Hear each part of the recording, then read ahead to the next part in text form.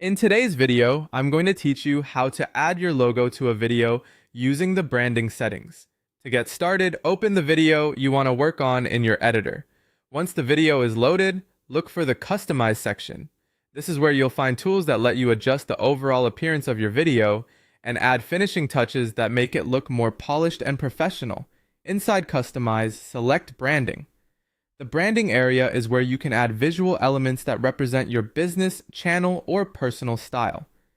If you want your audience to recognize your content more easily, adding a logo is a simple but effective step. It helps create consistency across your videos and can make your content feel more official. Next, upload your logo image. When choosing a file, it's best to use a clean, high-quality image so it looks sharp on screen.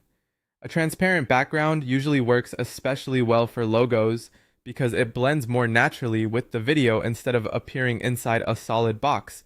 Once you upload the image, give it a moment to process if needed. After the logo has been added, choose its position on the screen. Think carefully about where it will be most visible without distracting from the main content of the video.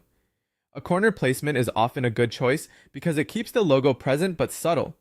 The goal is to make sure your branding is noticeable while still allowing viewers to focus on the video itself.